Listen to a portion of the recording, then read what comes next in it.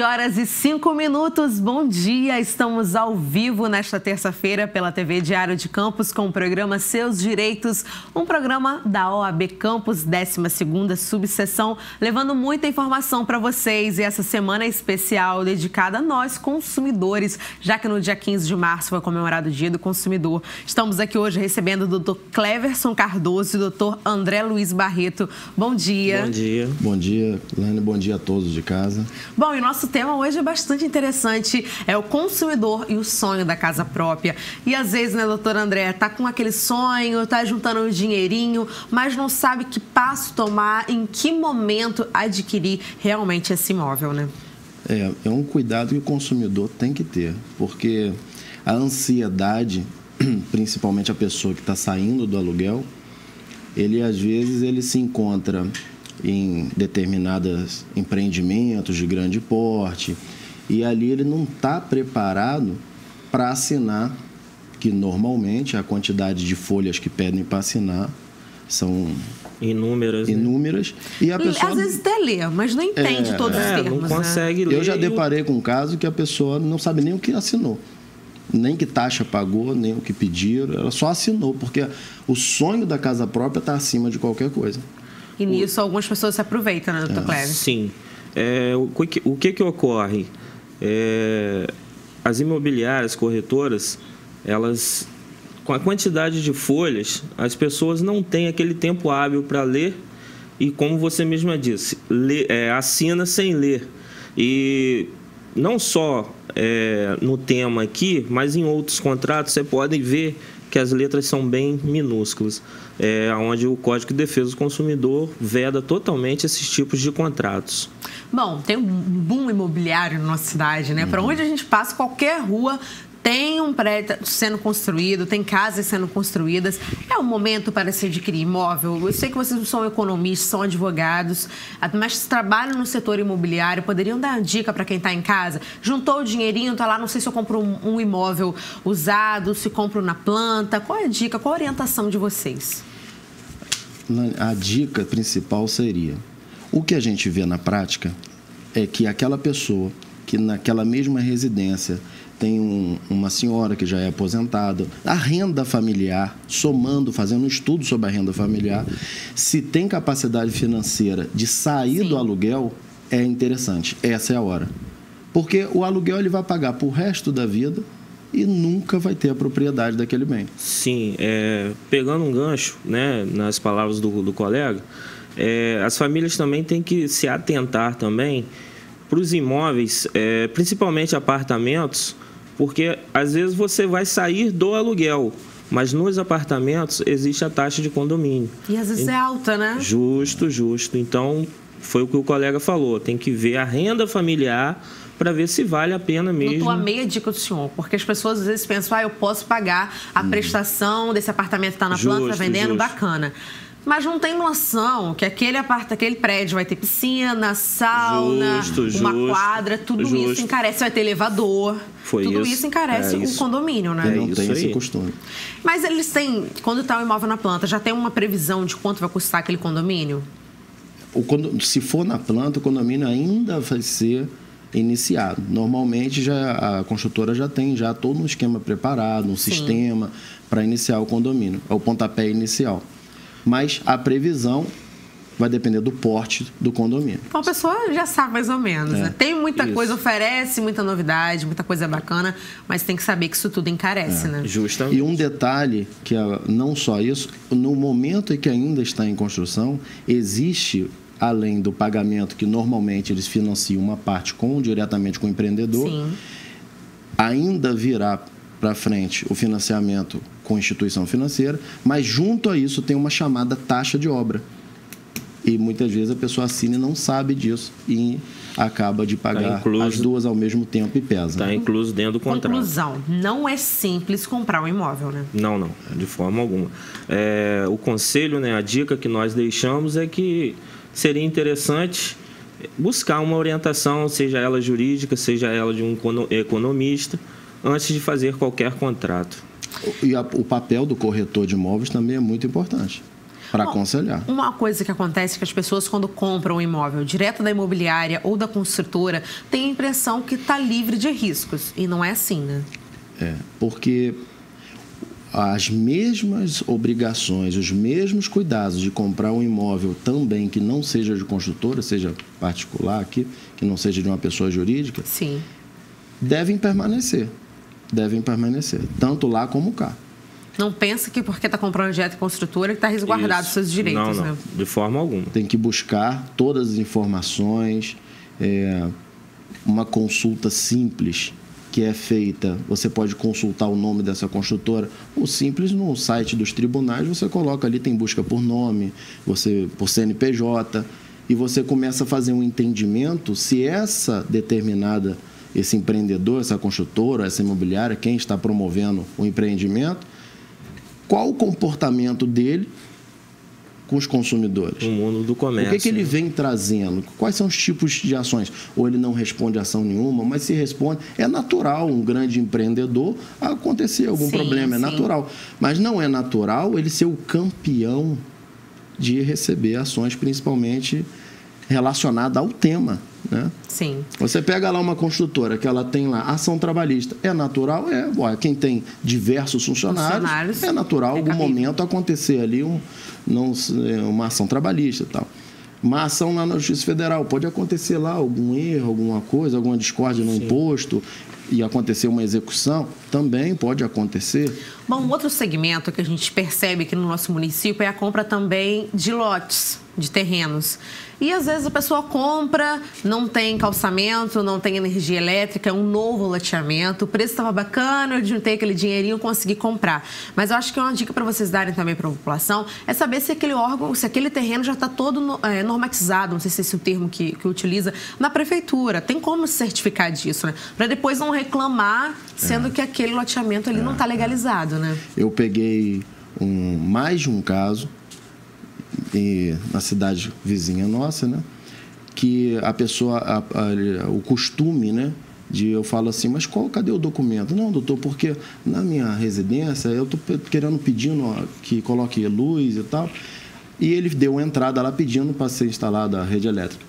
Mas a empresa, a concessionária, pede a ele o projeto do loteamento. Não existe, né? Não existe. Isso é mais comum do que a gente imagina, né? Aí a empresa, a concessionária, que na nossa região é ampla, com certeza ela pede o projeto. E tem outros que existe o projeto. E ela não está errada de pedir, Está correta, porque como ela vai botar lá se não tem autorização municipal, não existe projeto aprovado. Porque envolve nesses projetos... E reivindicam também na prefeitura, né? O esgoto, a energia, e a questão água, ambiental. O calçamento. E às vezes não tem nada legalizado e não tem como ser feito nada ali. Porque esses projetos podem até existir, mas tem que ser aprovados pelo município, pelos órgãos do meio ambiente e por aí. São diversos órgãos que estão envolvidos, porque de repente é um local que não pode haver por questão ambiental. Não foi nada autorizado, foi alguém ali, cercou, vendeu e fica por isso mesmo, né? E aí a gente encontra um cliente que ele precisa e necessita, porque ali ele está morando com a família dele. É um sonho, né? Mas eu pergunto, mas o senhor tomou cuidado de pedir as certidões? Aí ele não sabe responder. E ele diz que tem, mas é o tal eles chamam vulgarmente, é o papel de compras e vendas, né? Que normalmente eles nem costumam escritura tem daquilo ali, entre aspas, né? Bom, gente, vamos ter várias dicas aí durante o programa, então continue ligadinhos, a gente vai para um breve intervalo e daqui a pouco a gente está de volta. Estamos apresentando Seus Direitos.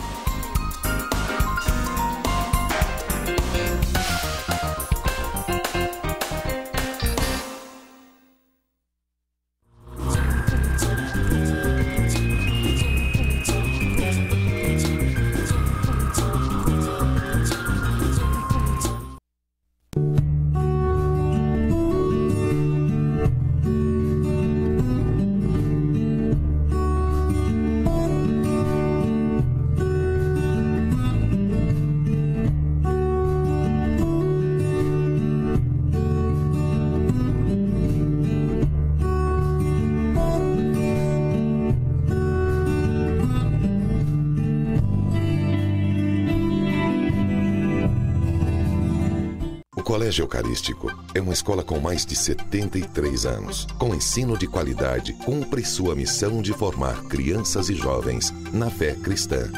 Mas o Eucarístico também é uma escola super moderna, que conta com alta tecnologia dentro de uma estrutura surpreendente. Todas as salas são climatizadas, com quadros digitais e internet integrada. E em 2015, aula em 3D.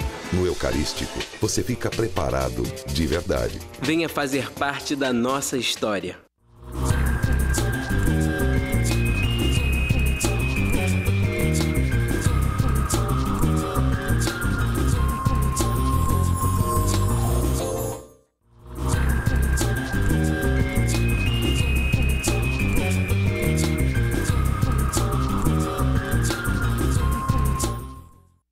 Prontovete Assistência Veterinária. Tudo para o seu animalzinho de estimação. Atendimento clínico e cirúrgico, vacinas, vermifugação, exames laboratoriais, tartarectomia, ultrassonografia e internação. Funcionando das 9 da manhã às 8 da noite. Prontovete Assistência Veterinária. Marechal Floriano 365 Centro, ao lado do Jardim São Benedito, Campos. Ligue 2722-1475. Emergência, ligue 9940-3940. Como você quer se lembrar do dia de hoje? Como mais um que passou no sofá?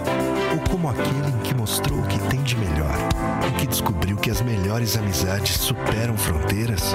Em que soube que melhor do que pertencer a um lugar é ser do mundo? Em que percebeu que seu inglês pode ser mais do que bom, pode ser the best? O melhor centro de ensino do país está à sua espera. Matricule-se já. This just the best.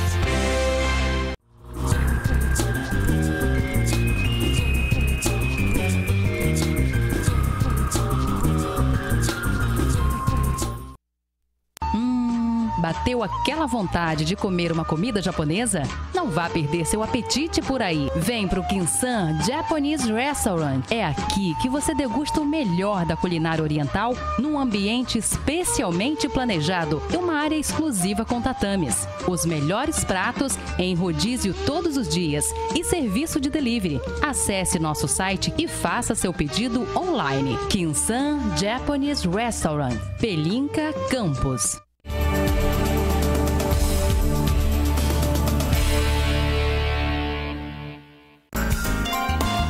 Voltamos a apresentar Seus Direitos.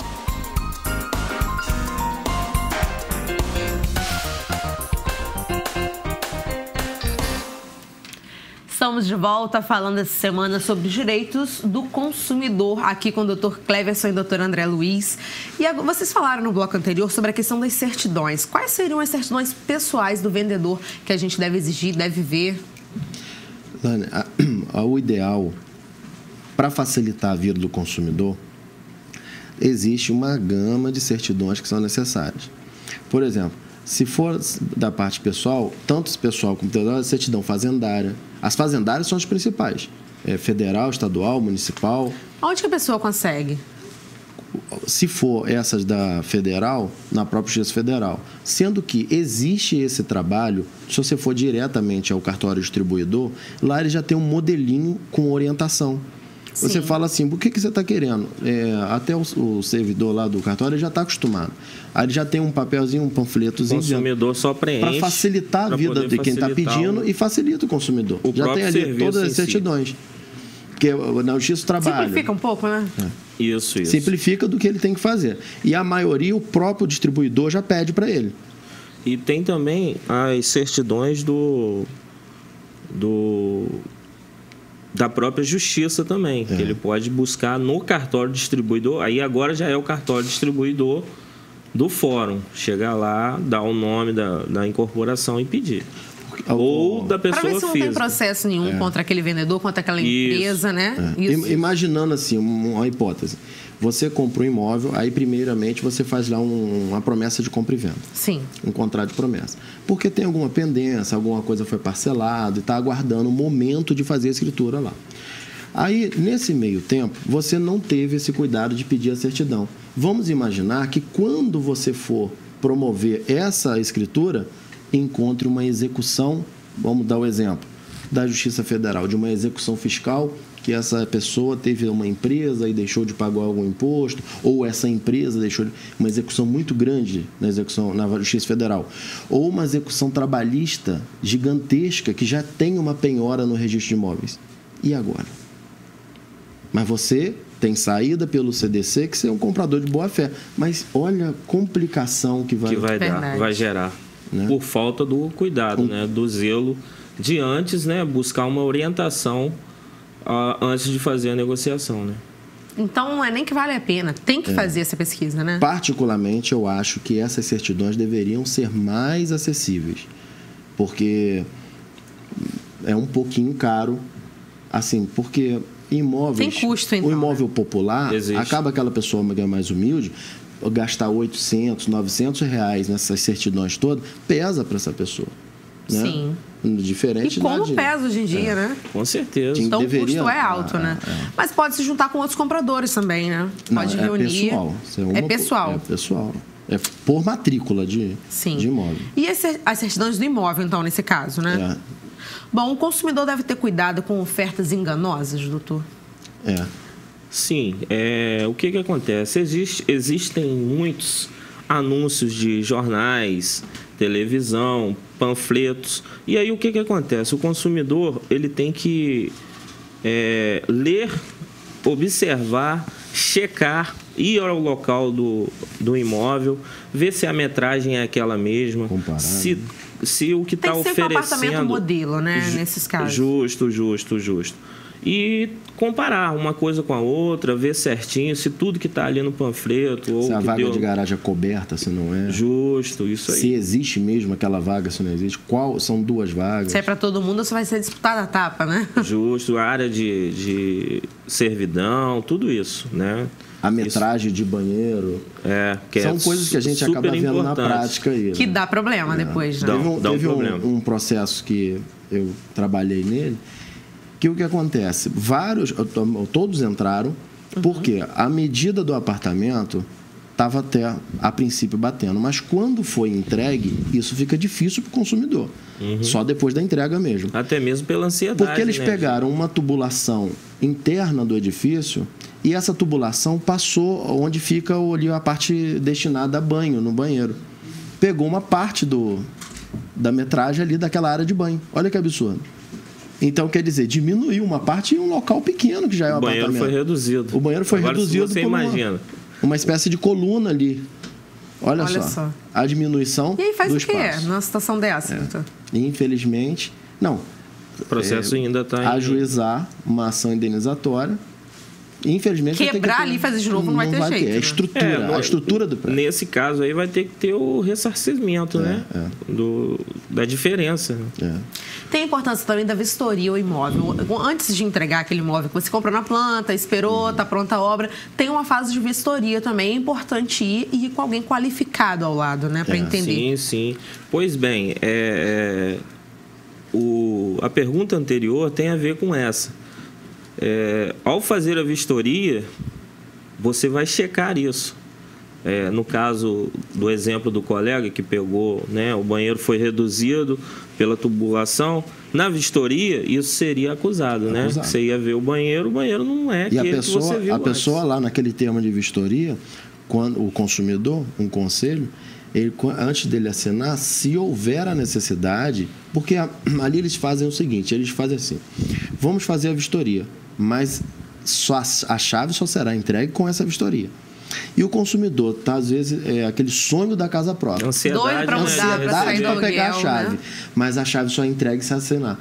Olha, se não tem saída, você faz uma observação naquele tópico ali. Recebi a chave, mas tem problema tal. O empreendimento, por exemplo, ele diz ali, você observou os caimentos, o piso e tal, aí você abre a torneira para ver se tem água ou não tem água. Você teria que pegar um pouco de água e tornar para ver se tem caimento.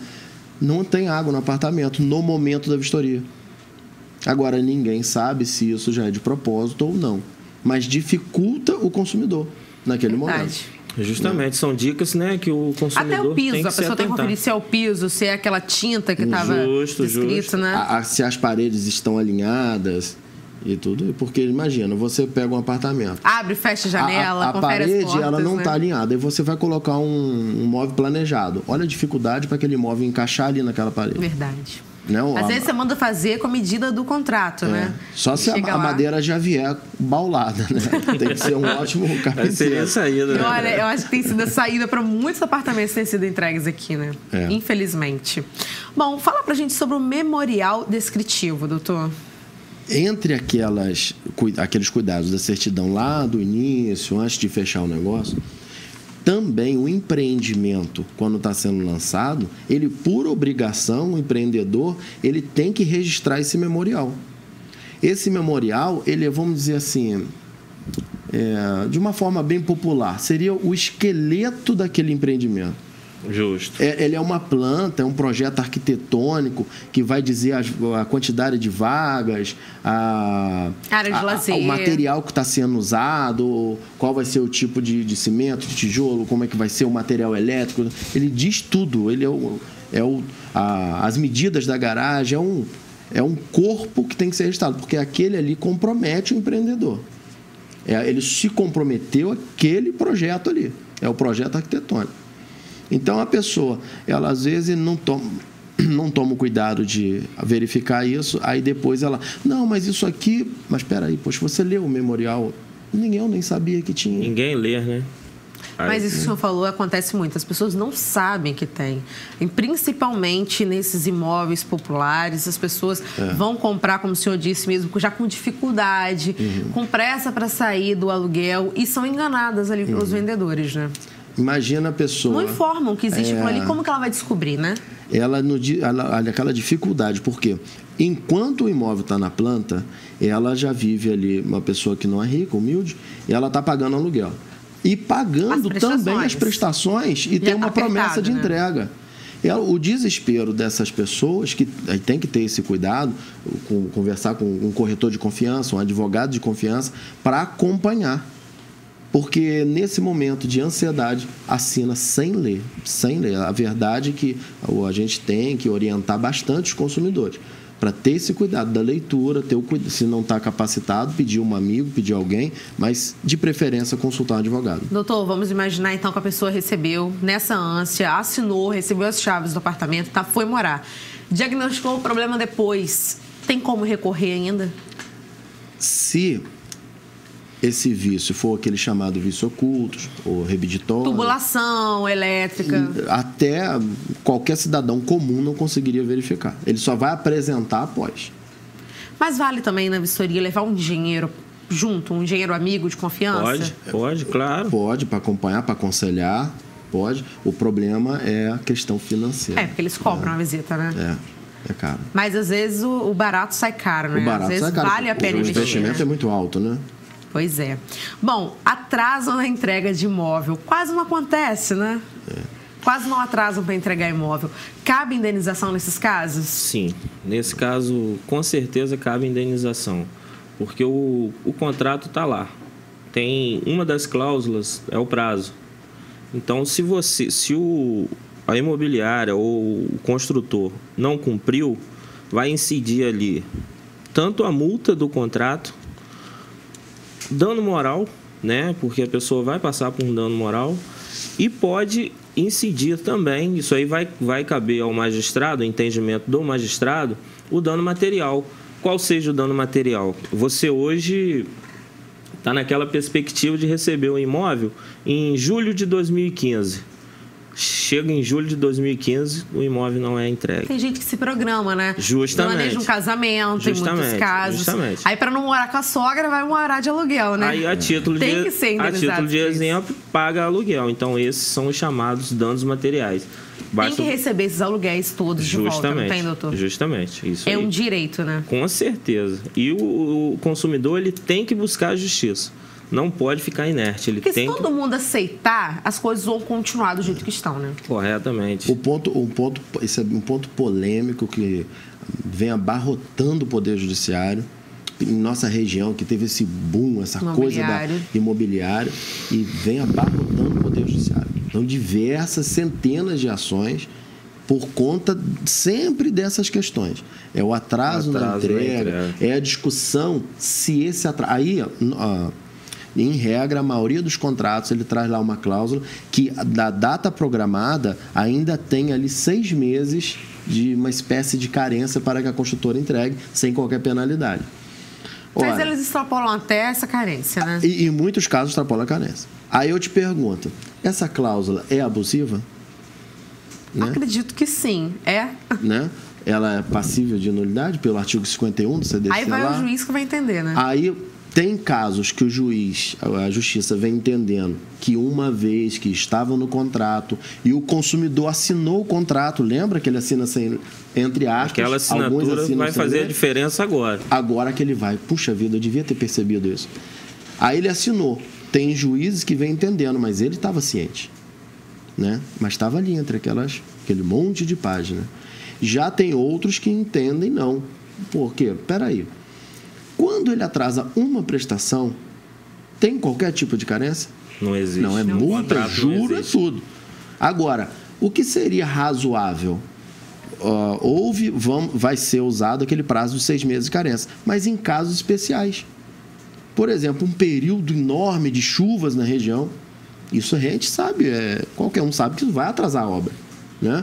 Vento, chuva, aí realmente é justificável. Não vai justificar, né? Não vai ter essa justificativa, não vai ter. Infelizmente. Não vai ter. Agora, sem justificativa nenhuma, fazer uso do prazo de 6 meses e ainda alguns passam desse prazo, aí extrapola o razoável.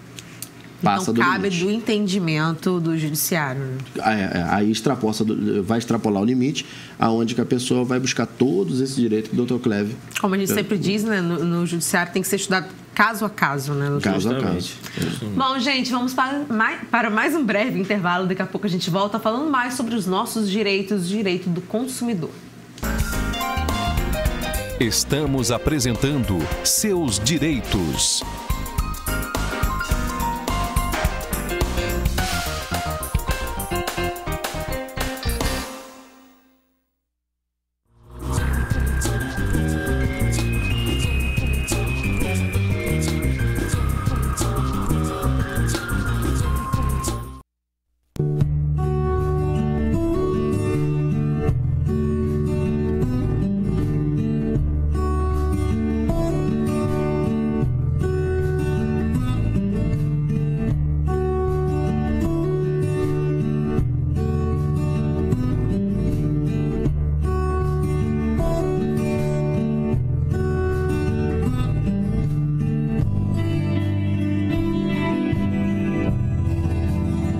O Colégio Eucarístico é uma escola com mais de 73 anos. Com ensino de qualidade, cumpre sua missão de formar crianças e jovens na fé cristã.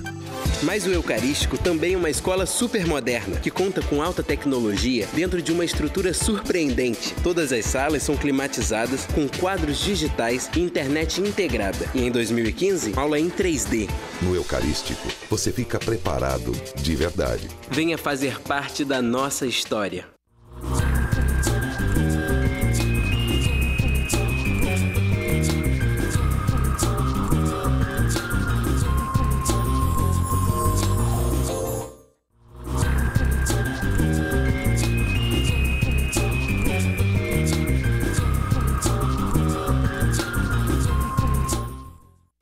Prontovet Assistência Veterinária. Tudo para o seu animalzinho de estimação. Atendimento clínico e cirúrgico. Vacinas, vermifugação, exames laboratoriais, tartarectomia, ultrassonografia e internação. Funcionando das 9 da manhã às 8 da noite. Prontovet Assistência Veterinária. Marechal Floriano 365 Centro, ao lado do Jardim São Benedito, Campos. Ligue 2722-1475. Emergência, ligue 9940-3940. Como você quer se lembrar do dia de hoje? Como mais um que passou no sofá? Ou como aquele em que mostrou o que tem de melhor? Em que descobriu que as melhores amizades superam fronteiras? Em que soube que melhor do que pertencer a um lugar é ser do mundo? Em que percebeu que seu inglês pode ser mais do que bom, pode ser the best? O melhor centro de ensino do país está à sua espera. Matricule-se já. This just the best.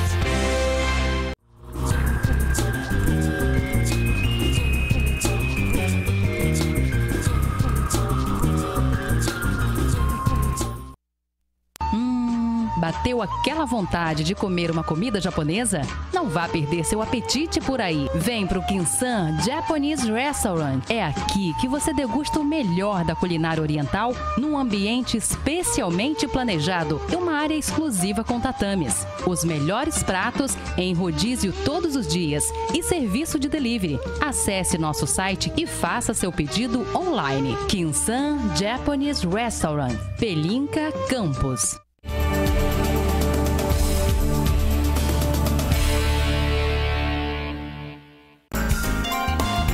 Voltamos a apresentar Seus Direitos.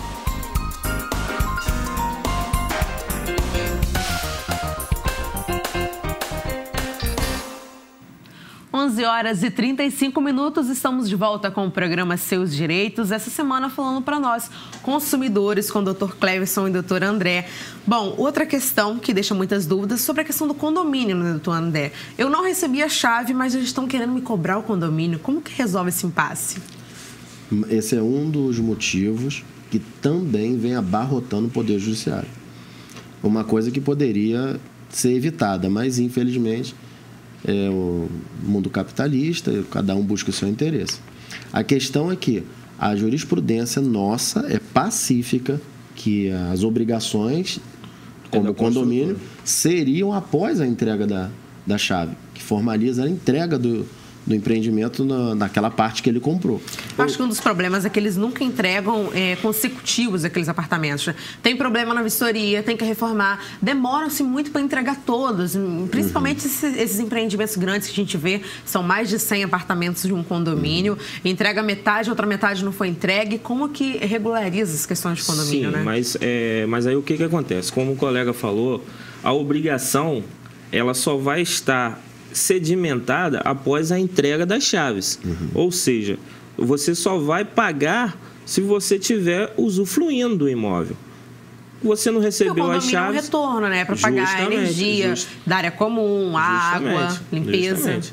Então, não há como o doutor André já disse, o STJ já está sedimentado, a jurisprudência já está pacífica nesse sentido. Não tem como cobrar condomínio de quem não recebeu as chaves ainda. Recebeu a chave, mas não está querendo morar, não pôs para alugar nem nada. Aí já tem que pagar. Aí já é diferente. Mesmo que aquele apartamento esteja sem uso, ninguém esteja morando nele, ele é obrigado a pagar a partir desse momento. Porque aí o que acontece? A obrigação da construtora ou da financeira já findou. Ou seja, terminou ali, entregou as chaves, a responsabilidade é do consumidor, que adquiriu o imóvel. Porque a gente percebe isso, que algumas pessoas fazem como investimento, não nem para alugar, mas às vezes, vou investir meu dinheiro aqui, depois vou vender, eu vou alugar. Mas enfim, fica fechado e a partir daquele momento ali começa a receber cobranças de condomínio, não as paga e o nome dele pode ser negativado nesse caso, né? São questões um pouco diferentes.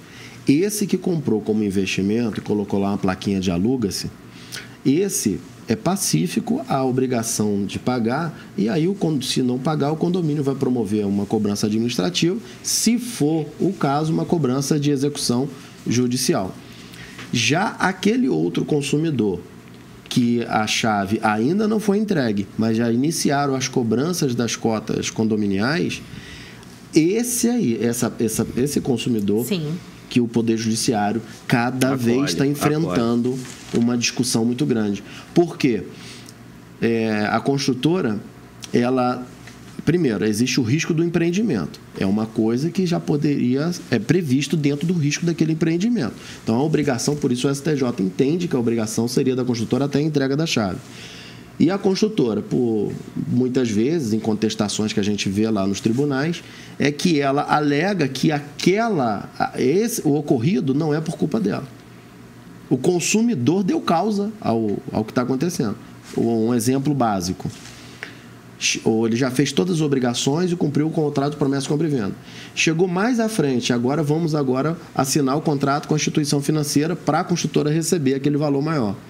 Infelizmente, o consumidor deixou de ter algum cuidado e o nome dele está no Serasa ou no SPC.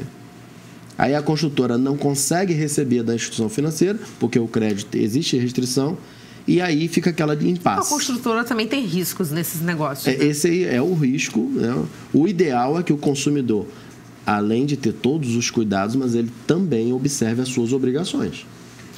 Bom, a mesma regra do condomínio aplica-se também à obrigação de pagar o IPTU e a taxa de incêndio? Sim, sim.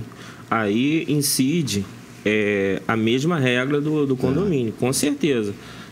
Você não pode pagar uma coisa que você ainda não está usufruindo, né? Não recebeu. As chaves ainda estão por conta da construtora ou da imobiliária, que seja, ou financeira. Você não pode pagar por algo que você não está usando. E, novamente, o que eu acabei de dizer, que também vai para os tribunais. O tema acaba indo junto, né? Porque começa a cobrança inicial, é toda junta. Essa taxa de incêndio, o IPTU, o condomínio, eles vão junto. Quando a cobrança, ele entrega, a construtora já não quer mais assumir, não entregou a chave e o cidadão fica naquele impasse. Não tem a chave, não posso morar, não posso alugar, mas tenho que pagar. Né? Mas o cuidado do consumidor, lá atrás ele assinou aquele monte de folha, também estava lá uma cláusula nesse sentido, da obrigação dele. Lá tem os deveres e as obrigações dentro do contrato, promessa, compra e venda. Agora, você, naquele último minuto, também deixou de ter o cuidado que deveria ter como consumidor. Eu tenho até um caso em concreto de um cliente que ele passou por um AVC e esqueceu do empreendimento que ele tinha comprado. O que aconteceu? Recebeu uma intimação de uma ação de consignação de chaves, ou seja, a construtora entrou com uma ação para entregar as chaves a ele, porque ele passou pelo AVC, esqueceu, né, devido ao AVC, né? Esqueceu do empreendimento. Os familiares não sabiam, e aí eu fui e recebi eles lá no meu escritório, onde eu fui poder chegar na ação um consenso, né? e saber o que houve, né? E tá tramitando. Olha só, complicado, né? Você vê os dois lados, né? Você vê o lado do consumidor e o lado da imobiliária, nesse caso, com boa fé de entregar a chave e não encontrar. Né? Na verdade, não é só uma boa fé, né? Tem se livrar também dessas obrigações, algumas reservazinhas, né? Elane, você comentou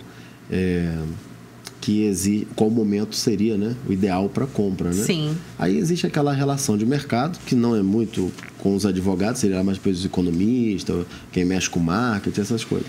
Mas o que a gente vem percebendo é que o mercado imobiliário está em alta, ou esteve até determinado momento recente. Por quê? Eu tenho percebido muitos empreendimentos que eles, logo a seguir da entrega, muita plaquinha de alugas. Verdade. Aluga, vendo, aluga, vendo. Muita oferta, então, né, a gente está entendendo o quê? Tem muita gente fazendo investimento. Porque o tema hoje seria aquele sonho da casa própria para o consumidor. E, ao mesmo tempo, também, esse consumidor que estaria alugando, esse inquilino, ele também está tendo a possibilidade de ter sua casa própria, né? Pelas facilidades de empréstimo, né? E na outra via, o outro que já comprou para investimento, que está buscando alugar, eu imagino que já está começando a aparecer a dificuldade para conseguir aquele tão sonhado inquilino. Verdade. Né? Porque está facilitando a conquista da casa própria. Isso vai fazer talvez com que caia o valor dos aluguéis, né? Certamente. Com certeza. Aluguel e venda, porque o imóvel vai começar a encalhar e, consequentemente, a oferta vai ser maior do que a procura. Verdade. E bons para alguns, ruim para outros, né? Justamente. Para os consumidores, né, da classe C. Para quem quer comprar agora, então, para morar, para adquirir um imóvel, talvez seja a hora certa, né? A hora certa. Bom, outro assunto polêmico nessa relação de compra e venda, dessa relação de consumo, é a taxa de corretagem. Ela é legal, não é? Até que ponto pode ser cobrada essa taxa, doutor? Olha, nós temos que fazer uma diferença se o papel que está sendo desenvolvido realmente é um papel que se enquadra lá no artigo 722 do Código Civil. Será que realmente houve a figura do corretor? Porque quase sempre não, né? O corretor ele tem que fazer o quê? Lá está no código, fazer a mediação, a união das partes. Ele vai fazer todo aquele trabalho de corretagem para chegar ao determinado fim, a conseguir lá juntar o interessado a comprar ou a vender. O que ocorre? Se você foi num determinado empreendimento... No stand de vendas, um stand de vendas. Chegou lá, já tem ali alguns funcionários que te atendem e promove aquela venda. Os nossos tribunais têm entendido que essa cobrança de corretagem, nesse caso, não é devida. Porque você não procurou nenhum corretor, você foi direto ao empreendimento. E se houve a cobrança no contrato de corretagem, quem contratou esse corretor não foi você. Foi um empreendimento. Sim, justo, não? A obrigação de pagar é dele, não é do consumidor. A não ser que a pessoa vá a um escritório de corretor Exatamente. ou vá a uma imobiliária, né? Faz toda a diferença, né? Total diferença. Essa é a diferença. Total diferença. Se eu fui a uma imobiliária, eu preciso de um apartamento com essa característica, e ele procurou, mesmo que ele ache um desse que tem um stand de venda, mas ele que fez o intermédio, aí sim é devida e a gente tem que pagar. A cobrança. Fora isso, mesmo que você assine no stand de venda, que às vezes chega em casa, tá o contrato, tá a taxa lá, você assinou, senão você não conclui a compra. Depois ainda tem como recorrer? Tem, porque são contratos de adesão, né? Aquele contrato que o consumidor fica impedido de discutir qualquer cláusula. O contrato já vem pronto, já vem impresso e você não tem como mexer nele. É como os contratos bancários? É, parecido com o contrato de financiamento. Financiamento de veículos, né? Não tem para escorrer, quer comprar tem que assinar. E depois vamos ver na justiça, né? Vamos ver na justiça. Atualmente...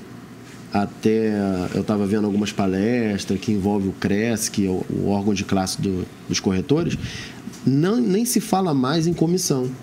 Atualmente está se falando de honorários do corretor. Como se fosse um advogado, né? Como se fosse um advogado. Ele está sendo trabalhado como profissional liberal. Sim. Da mesma forma. Atualmente está sendo assim. O senhor tem noção desse valor para falar para gente, para quem está comprando imóvel, para ficar de olho? Porque esse valor é um pouco alto, né? Vamos imaginar, se você for numa empresa, ele é em torno de 6%, 5%. Vamos lá, um imóvel de 200 mil, ele vai pagar quanto ali de corretagem? Em média, 5%. É alta, né? Alta. É um valor bem expressivo. Aí uma coisa interessante. E a gente tem visto nos contratos, nesse que vai no stand de venda, vai direto lá, e você não vê caracterizada aquela figura do corretor. Sim. E está mais para um funcionário, porque também tem um detalhe. Será que esse que se diz corretor aqui, ele tem o CRES? Ele é um profissional que está autorizado? Então, isso também é um alerta para nós consumidores, né? Porque a gente acha que corretor, qualquer um pode ser corretor. Não é assim, né? Olha, o meu vizinho, ele vende imóvel, ele tem várias indicações. Não é por aí, né? Artigo 104 do Código Civil, tem lá uma regrinha básica que todo estudante de direito tem que saber. E entre as regrinhas obrigatórias está o agente capaz. Da mesma forma que alguém não pode se passar por advogado e é exercício legal da profissão, esse também não pode. O agente capaz, cadê o corretor? O que ele faz para ele virar um corretor? Ele tem parecido, tem um órgão de classe, ele tem que fazer o curso específico dele, ir lá retirar a autorização, a carteira dele, autorizado pelo órgão. É parecido com o advogado, mas não tem a prova da OAB, que a gente tanto conhece, né? A temida prova da OAB, né? A temida que os estudantes temem, né? Bom, outra questão também é o serviço de assessoria técnico-imobiliário. O que seria esse serviço? O SAT. Naquele mesmo stand de vendas que nós conversamos, quando você pega aquele contrato, e aí ali alguns deles vêm. Taxa de corretagem, aí é discutível se houve ou não. E também, mais à frente, eles criaram esse tal... Aí existe nessa sigla, algumas construtoras botam mas, na verdade, se você lê, é a mesma coisa. Só muda as nomenclaturas, né? A assessoria e tal, modifica o nome, mas é a mesma coisa. Eles criaram essa taxa para quê? Para formar uma capinha no processo, organizar a documentação, informar quais documentos são necessários, encaminhar esses documentos para a instituição financeira, emitir ou ajudar a emitir a guia de ITBI. Entendeu como? Bom, gente, eu gostaria de agradecer. O nosso tempo estourou aqui. Doutor André, muito obrigado. Doutor Cleves, muito obrigada pela participação. Obrigado a você pelo convite. Vocês agora que querem comprar um imóvel, tem todas as dicas para ficarem atentos. Gente, obrigada pela companhia e até amanhã às 11h05 aqui pela TV Diário.